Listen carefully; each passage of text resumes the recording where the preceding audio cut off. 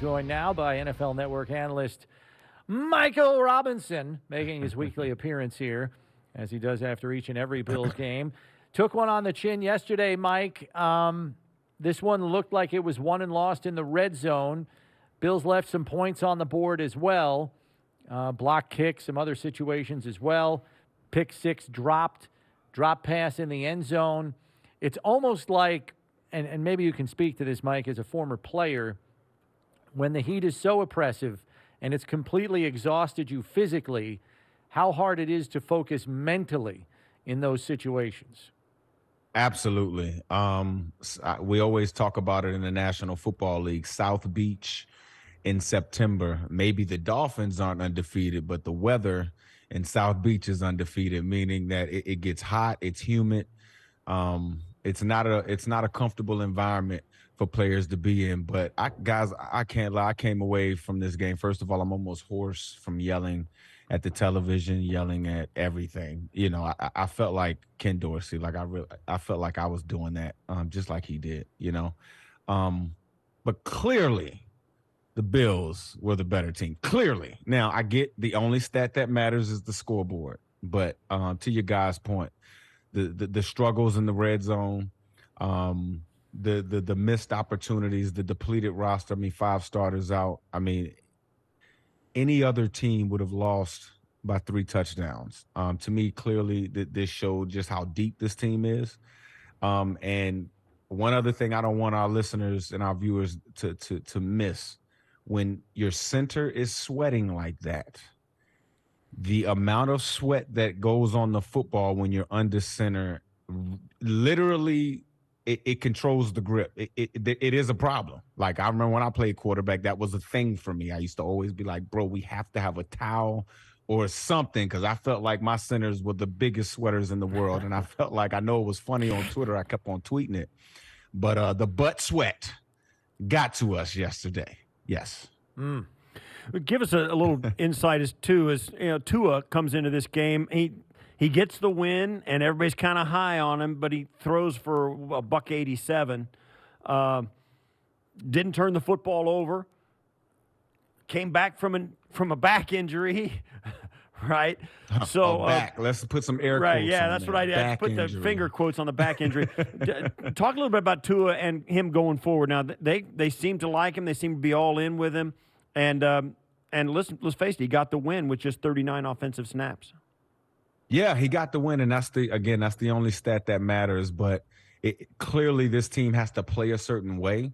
Honestly, I thought the Miami Dolphins would run the football a little bit more than I'm seeing them run the football. I think maybe Coach McDaniels wanted to kind of put that narrative out there and then wanted to come out throwing. One thing about Tua, it seems like he's very, very accurate. Now, playing quarterback, to me, accuracy is the number one trait. So he does have that trait. But when you have guys that are so fast, like a Tyreek Hill and a Waddle, you want to stretch the field. You want to be able to have the big arm like a Josh Allen that can hit any place on the field. You really want to be able to stretch the field. I do think this offense will be limited in that regard, but I do think the fact that he's so accurate, his ball handling on the RPOs, it's elite. I mean, I know people don't look at that as something that quarterbacks have to do or whatever, but the ball handling on RPOs and being able to really get the laces and fake the running back with all the sweat playing in Miami, all of those things, and still deliver a pass. Some of the passes, some of the ball placements that Tua put the ball in was literally, it was the difference in the success of the play. And so I do think that, his accuracy will give them some success. But again, without having that big arm, to me, to stretch the field, I think they're going to be limited in some capacity. The job number one now, Mike, for the Bills is to get healthy, and hopefully sooner rather than later. While we probably expect guys like Dawson Knox and Spencer Brown and Greg Van Roten, who succumbed to the heat, to be all right come this next game, you still have Ryan Bates, who left the game with a head injury, Jake Kumaro, a depth receiver and a special teamer who went out with an ankle injury, and now your colleague, Ian Rappaport from NFL Network, is reporting Christian Benford has a fractured hand.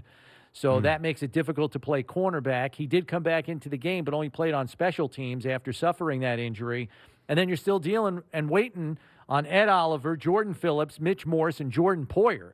I mean, those are all starters, and you're playing a Ravens team that's coming off a win over the Patriots in their place. When you were on teams that had to deal with a rash of injuries, I know this team looks deep and played great this past week, but how do you handle that as a locker room? Well, oftentimes as a locker room, it's the injury bug sometimes brings you together. And the championship teams, that's what happens. Guys in the locker room get together, they kind of look around and say, okay, it's the next man up. You're on this team for a reason. That's why we went through training camp. That's why we went through OTAs and mini camp and all the different ways that we prepare for a season. And we go out there and we handle business. I mean, that's really the only way that you can look at it. Oftentimes, offensively and defensively and special teams wise, you get a little simpler because you're going to start playing real ball with parts of the roster that isn't accustomed to getting as much playing time on offense and defense because of the injuries. And so usually things get a little simpler from a schematic standpoint. But earlier I mentioned Coach Dorsey and how he kind of snapped and got upset. And I think a reason why he got upset is because he knew that, we were supposed to win the game. But number two, I think just looking at the plays and looking at just how the game went to have over 90 plays to their, 30-something plays to just to totally dominate that way. I think the next level to this offense is being able to slow it down when you want to. Now you saw Zach Moss, he had that big long run and things like that, but the running backs only had 14, 15, 16 carries, something like that. You know what I mean? And the game never really got out of hand. And I know that, we have the quarterback to do it and put the ball everywhere, but sometimes you have to slow it down. And I think coming up this week, especially with a guy like Lamar Jackson who can score from anywhere on the field, you have injuries on defense, especially to your perimeter players, who Lamar's a slippery guy. You can't have a broken hand and having to try to go tackle Lamar Jackson. That's going to be tough. So I think just having a more simpler game plan and having that ability to slow things down will be advantageous to us this week. Yeah, you're right. The running backs for the Bills had 15 carries combined between Zach Moss, Devin Singletary. They also had 16 receptions, and also McKenzie. Now they did take over this game was full of compromise and adjustments by the Bills personnel-wise, and their offense began to look like that. The receivers were falling out because they were going through 20-play drives, running down the field, coming back to the ball, running down the field, coming back to the ball. They were getting IVs during the game. So the running backs kind of stepped into that void. They started throwing it to those guys instead. I thought you're right. Ken Dorsey was pounding he absolutely snapped up in the booth after this game.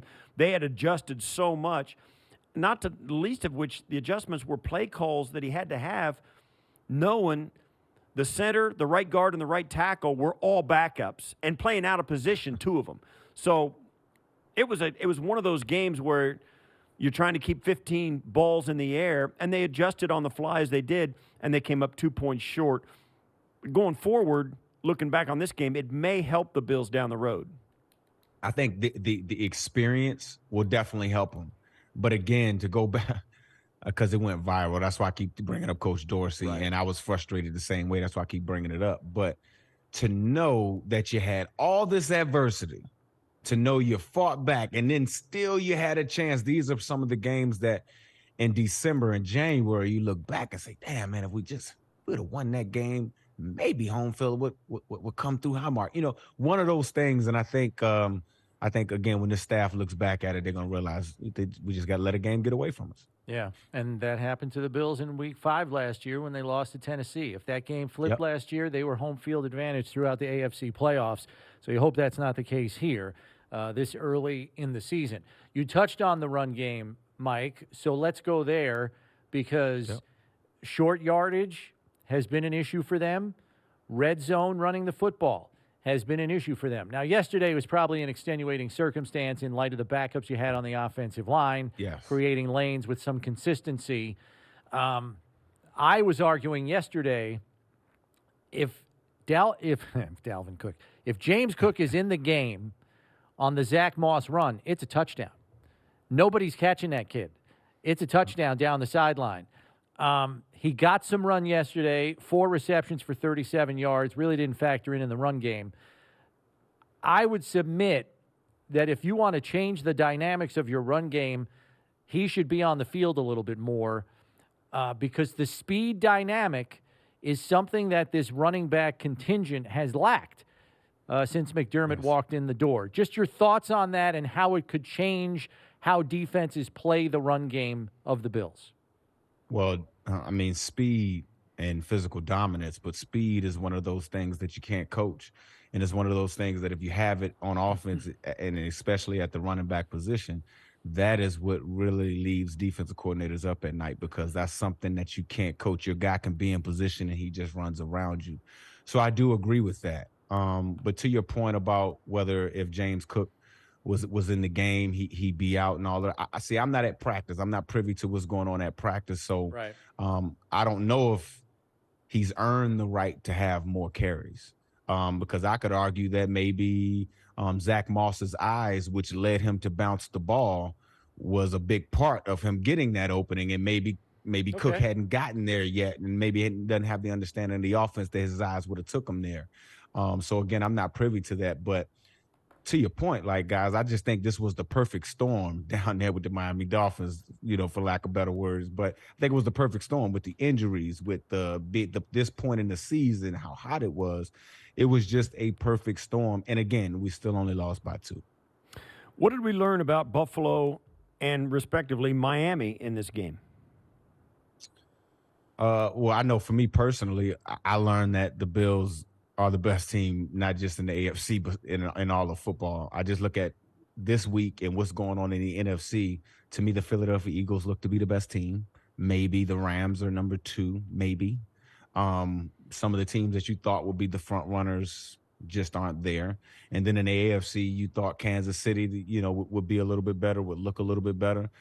Denver, they sit up, up top of the division in the AFC West. Yet, if you just watch them on tape, they do not look like a good football team. And it just seems like their head coach doesn't seem to make great decisions in game.